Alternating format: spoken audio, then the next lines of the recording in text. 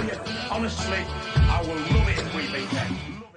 Yes, everyone, thank you for joining us. Another episode of the Warm Down Day today. Delighted to be joined by Clayton Blackmore. Over 200 appearances for United. A shitload of trophies in that time as well, I think it's fair to say, including a couple of Premier League winners' medals. Clayton, how you doing, mate? I'm doing okay. I'm getting by at the moment, same as everybody else, I think. I know you like your golf. How are you coping with that, or are you you able to get out there? That's the hardest one. I've actually got, it's funny because before the lockdown, the courses were so wet, we were using the old mats. So I've actually got a few mats with me, and I'm practicing a bit of chipping off concrete, but I put my AstroTurf mat down. So I'm working on stuff, but not a lot. It's not a lot. All right. So Clayton, you was at the club at a pretty turbulent time, which I think you can probably draw a lot of parallels to the current situation under Ollie. I'm not suggesting Ollie's going to go on and have the career Sir Alex had. But you had a couple of managers that hadn't quite worked out before stumbling upon Sir Alex Ferguson. What was your experience of that time? Because United was relatively successful under Big Ron and immediately wasn't successful under Sir Alex. What do you remember of that time? Well, I mean, I think always when it changes over the manager, I think a lot of clubs you see, but in the form, especially in the bottom of the league, you see a big difference. It changed straight away because I think that's the players, and I don't think we ever had that at United, where players weren't trying. Because you're working, you're playing in front of 50,000 every week, and I never saw that with the players that I played with. A lot of fantastic players.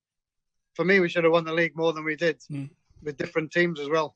But I think when you change over, obviously Sir Alex, then he's got to bring new players in, and there's a little bit of a transition.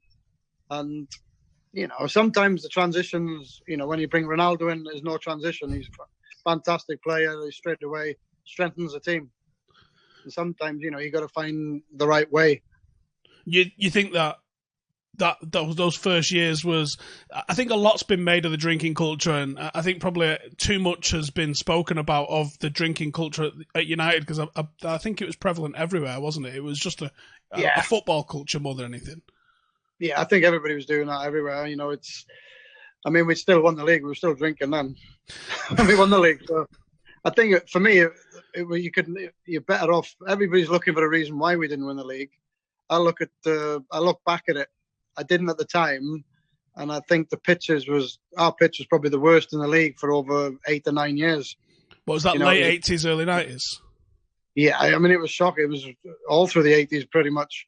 I remember my first game with Lou Macari's testimonial on Old Trafford, and that was at the end of the season, and the pitch was magnificent. And then about 3 or 4 years in, I think it's when we started changing to underground heating. Oh, yeah. When they put the underground heat in, then we had a big problem with the pitch, and it was never good. I remember I started going in 1990, so I can remember some shite pitches early doors. There's a game against QPR in about 91. I think we got dicked at home, which stands out as just the pitch just being bare, no grass on it, just like hard mud. Yeah, it was a more. I think for the groundsman, because we get so much rain here. I think he filled it with sand, and the more. Well, I think he was getting more and more. I remember Mark Hughes at the start of the pre-season, and the pitch is magnificent. We have our pictures with the press, and he went down and picked up a little bit of grass in between his fingers, and it just came out. Like you were down the beach and there's a bit of grass coming out of the sand. Yeah. That's how it is. There's no root there, and I think that's the difference now. Obviously, with today's game. If you look at the roots now, there's intertwined, and they've got stuff holding it all together, and it's a lot stronger, and there's no mud. It's not soft. The pitches are dead hard now as well. Though. It's a lot of. I think you'll find kids or lads, senior players when they get a bit older, they will have a bit more trouble with their knees and ankles. I think because the grounds are so firm. Yeah. Plus, there's a lot of training on 4G, whether that's as a pro or coming up as a kid. Yeah. Everywhere's 4G, isn't it? Well, to be honest, I think the 4G, I know the 4G is softer than the pitches. Wow. It's completely changed around, because when we played on the grass, it got really heavy. Everybody's wearing long studs, just to get some grip, because it was, so muddy. And then you go into the AstroTurf, it was like concrete. It was the old AstroTurf, and then you leave a ball bounce, and it would bounce twice as high as when it, was coming down. I've never heard anyone think about that or mention that as. I'm a bit weird, because I'm a bit like. we always used to laugh at Sir Alex because he used to go and he used to do that with his hand and it's like measuring a yard. And he used to go around on the pitches and he'd be out and we were like trying to figure out what he was doing. And he was like measuring the size and the width of the pitches. And you go into if you look at for me now, I look at all the small pitches, the old stadiums, and they're all very small and tight. So you don't get any room. There's no, if you want to be a passing team, for me then, for the opposition, all you got to do, if they go right on top of you, close you down quickly, you're going to lose a ball trying to play out. And I mean, in them days as well, the pitches weren't good to be playing out. So there's loads of things I can look back at it now. Like Goodison, to be fair, Goodison's pitch was always very good. But there was no room because it was so tight. You know, you've got people trying to take half a leg off you as well and chunk out of your leg. So, you know, there's less room. And even down to, so I think Fowler said it the other week. He said, at Old Trafford, you seem to get a bit more time on the ball. And that's because it takes you longer to get to them. and to be fair to Steven Gerrard, he even spotted, he knew why. I heard him talking about it the other day, and he says the pitch is bigger and he got a bit more space. It's not longer, is it, though? But it is wider. It'll be longer than Goodison. Yeah, much longer. You can tell when you're on it. When you're playing a ball, when you clip a ball. I remember even being down at Chelsea's ground, you know, after I'd finished playing, we were doing some soccer stuff, six-a-side stuff, and I just remember I was running with the ball and it just over the centre circle, and I thought I could shoot from here. It felt that close. Wow. Like Old Trafford, you could from the centre circle. You're lucky to reach the goalkeeper. It's that far. When we did bring Eric in '92, I've got some seriously fond memories of Cantona. Was he as mystical as a person in the dressing room, or did he fit in with the rest of the lads? Yeah, he was at first. He was very quiet. I mean, for me, I'm like thinking he doesn't speak English because he very rarely said anything. And you know, I've done a few Q&As with him since, and you know, and he was a great guy, great lad. He got on with it, but like you say, he got on with the lads. I think when you're new coming into it, you know, it's a big club as well, and it probably overawed him a little bit when he first got there. You know, he was only at Leeds before, wasn't he? So. So I shouldn't say that really. But no, he was a fantastic guy. You know, I got on with him great. I still get on with him great. And he's like I say, he's one of he took care with everything he did, every pass. I think he made some of our players a lot better, you know, better than what they were. You know, he cared with every pass he took. I don't think I saw him miss a pass. Yeah, I think one of the really interesting things is he changed United and possibly changed Fergie. It seemed like he just got more of a free role. We went from playing that rigid English 4-4-2 to we sort of played 4-4-1-1 almost, didn't we? With Cantona just dropping off. Yeah, I mean, I think it worked that way because obviously with Sparky was up there as well. He's a good target man, and you know he used to drop off anyway. Was it worked on, or was it just what he wanted to do? No. I mean, look, 4-4-2 that's how you play the game. For me, sometimes he used to drop off and get onto the ball. You know, I think he was a little bit different where he wanted to get on the ball anyway. But when you played the two up front, whatever side the ball was on, usually the striker who was on your side came towards you, and then that had the centre half coming with him and leaving a little bit of a space for the other centre forward to run into. So you know, it was that's the way the game was played in them days. For me, 4-4-2 is the best system. Still, I've played in every system, and I think it's the strongest when you haven't got the ball because you've got two banks of four. You've not got somebody I've watched us play the new systems, and even when we've had Mata out on the right, and he goes in field a lot, and he's left Ashley Young for nearly a full game against two players. He's had to work on two players on his own all game, and that's where I think. I mean, he actually did really well. It was against Chelsea, and he played really well in that game. But you know, I think you lose the shape of it when you got people who you want. There's a lot of them who want to play in that number 10 spot. You know, where you're floating about. I mean, Eric was really good at it because he could play a pass. He had a really soft touch. He had the vision, but then he could also score.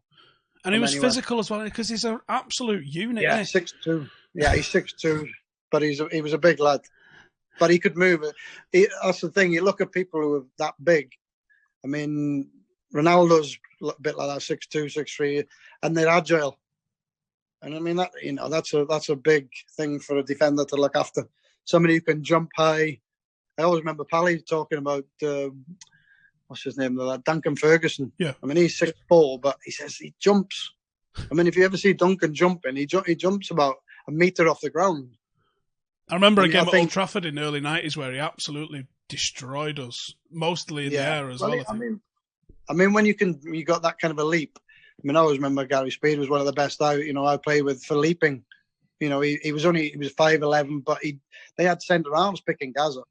The centre half used to go and pick him up because he had such a good jump and he was so good with his head. You're talking about Wales there a little bit. You and Mark Hughes used to be allowed to go play friendlies and stuff with Wales, but Fergie used to stop Giggsy going. What was the reason behind that? Well, obviously, I mean, the friendlies, you've got Ryan, who's at the time he's a young lad growing up, but he was one of the best around. Every time he got the ball, he was pretty much setting stuff up, and that's what you want of a striker or a winger. Every time he gets it, you want a bit of end product. And if he'd have come with Wales, we'd have been giving him the ball all the time, and he'd have been carrying the team all the time. Making chances, scoring goals. And I think the manager, for me, it was fine. I think it was right. I mean, I even said, I don't know if Mark was in charge when Ryan's coming to the end of his career. I says, look, just play him last 30, 40 minutes. He got him to go down there just to play for 30, 40 minutes. And he ended up retiring just after Mark. I think Toshak was in charge. But for me, Ryan, I was coaching and we were doing we were playing staff matches.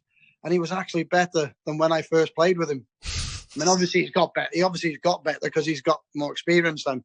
But his finishing, everything had improved. He was like scary. He was like the finished article and when he was like 42, but he was still fitter than anybody around. Do you think people who watched the game in the last 10 years really understood? Because there's not actually that much video around of 1993, 1994 Ryan Giggs. He was unbelievable, wasn't he? Yeah, I mean, he's just a set of legs running around everywhere. He just could. They were like skinny little legs, and he just could run and change direction. And obviously, when you get older, you get more experience, and he just got better and better and better. I mean, the manager used to take him off 60 minutes into a game, Champions League game. He's won the game for us. He set 2 goals up, scored 1. And I mean, obviously, Ronaldo was doing the same thing when he came. He was more of a more powerful player, bigger physique. But I mean, for me, those two were probably the best. They'd always be on my left and on my right wing. Oh yeah, there's nobody who can move them out. Even Messi, I wouldn't put Messi out there on the left. There's a young lad coming through at United that's got some high hopes of him. I know he was involved in the academy as he was coming through. How good can Mason be? Could he eventually force his way into that sort of contention with Giggs and Ronaldo? That's a big one. For me, talking about the best players in the world, the 2 best, for me, they should have been. I mean, Ronaldo's winning the Ballon d'Or all the time, and he should have won it a lot more for me. I think if he hadn't played for United, I think he'd have won it more. Obviously, there's a lot of people don't like United, and I think down that line, I mean, Kaká won it once instead of him, and I'm like, and then you got the guy from, I can't remember his name, midfielder. Oh, wins it last year. Yeah. Is it Modric? Yeah, I have heard of him. But I mean, he won it before him and Messi. I mean, Messi's better than Modric all day long. But so I mean, it's a bit false that those two he should have won it more for me, Ronaldo. But like I say, Ryan was a bit unlucky because he played for us, played for Wales. He didn't get to the top. For me, I think he'd have been the best player in the world at one stage. Yeah. They overvalue, don't they, what happens at international level, I think. Yeah. I mean, for me, I found international football a lot easier than Premier League football. Even playing for Wales, I don't mean that disrespectfully, but even as a Wales international. We always had a tough group. We had Holland and Germany in one group. Germany were had to beat us in the last game to qualify in second place, and they went on to win it. Yeah. So we've always had really tough groups, but but you're playing against the best players in the world, and I found that easier than playing at Goodison Park, where you got Peter Reid and all them trying to take your legs off. So go on, and Mason, where's he? Is he capable of hitting that level? Look, for me, he's one of the best finishers I've seen growing up. But there's a lot to go with it. I mean, his injuries, and if he can keep away from injuries and gets fitter and stronger, there's no end to what the guy can do. He can finish with both feet. I mean, the only one I've ever seen as close to him was James Wilson. And that shows what can happen to your career. James, I think he's with Salford at the moment. I think he is. I still hope he can get out of there, because that guy's a really good footballer, but he's had a lot of injuries, picks up injuries too quickly. And there's so many things that can be against you as a footballer. But at the moment, he's playing. When he comes on, he's delivering. If you give him a chance in front of goal, I'm shouting goal all the time, because honestly, he's scary. 12 goals in your breakout season's a bit fucking ridiculous. Let's be honest, isn't it? Like, if you'd have said at the start of the season, it is. He hasn't played that many games either. No, and let's presume the season actually is allowed to be finished. We could have 18 games left in all competitions. You'd back him to get another 3 or 4 goals, wouldn't you? Which is an unbelievable return. Easily. No, he definitely will do. If you play him, he'll score. You have to. For me, I think you got to play him. Look, he played centre forward in a 3 when he was a kid growing up. And what he used to do is to drop off the centre halves, because the centre halves were always big units and they wouldn't give him a chance. And he'd get on the ball and just run at people. He needs to be playing in that number 10 spot. Give him the ball, let him run at people, and let him, get his shots off. And he's up there with the Rooneys and all that. We're finishing both feet.